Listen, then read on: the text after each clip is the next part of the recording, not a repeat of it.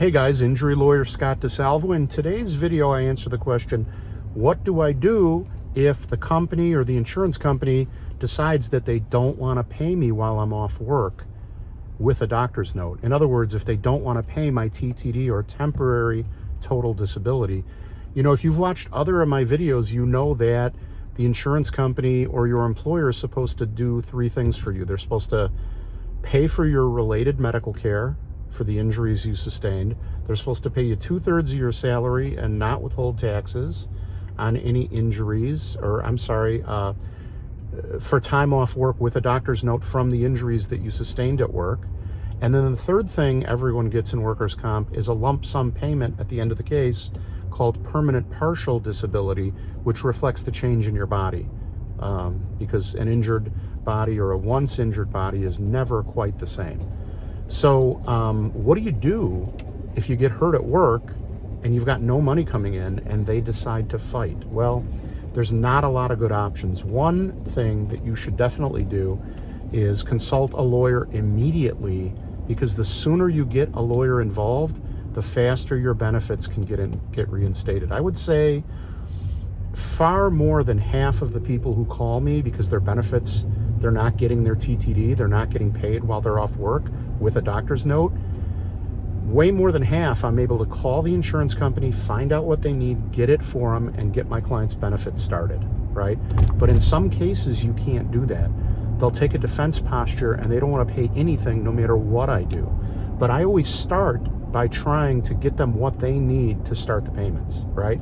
Now, if we can't start the payments, the only other option is to file a 19B petition before the commission. The problem with that is that can take several weeks to even more than a month to get in front of a judge. And that's just based on scheduling and things of that nature. The judges only have so many slots to do an evidentiary hearing.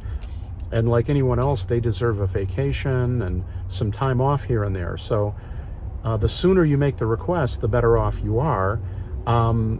But consulting with a lawyer is the thing to do, because a lawyer can immediately jump on that, try and fix the problem, get your benefits voluntarily reinstated, and otherwise prepare a 19B petition and get you the earliest date possible, even though that's not always, you know, it's so funny. It's like an emergency petition to get somebody paid, but you know, it's typically 4 weeks to 6 weeks before you can get in front of a judge, at least in the state of Illinois. So what do you do in the meantime?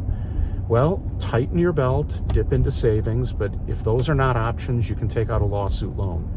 Now listen, if you've seen some of my other videos, you know I'm not a huge fan of injured people taking out lawsuit loans, because the loan processing fee is really high, the interest rates are really high on those things. But if you have no other option, then really that's the only thing you can do is take out a lawsuit loan. And you know, the other thing is, if you consult with an attorney, most attorneys who do injury law, you know, there are loan companies and then there are loan companies. All of them charge high rates, but a lawyer who does injury work will usually know which companies have better terms, which of them are flexible at the end of cases, and which ones are not flexible and hard to deal with, right? Some of the loan companies will contact my office every 30 days for an update. Others who know me, who know, you know, we don't take crummy cases and we do a great job on the cases, and, you know that they're going to get paid their money back, you know, they never call me for status. I mean, a case has got to be pending for 2 years before anyone from their offices call my office and ask me what the status of a case is. So my point is, take out a lawsuit loan at your own option, but it's so expensive that if you can borrow money from family or friends or dip into savings, that's almost always a better financial option than taking out a lawsuit loan. Lawsuit loan, last resort, but it can make sure your rent gets paid for a month or two and you've got some food on the table for a month or two while this kind of thing gets resolved. So I hope that information helps you. I really appreciate you watching.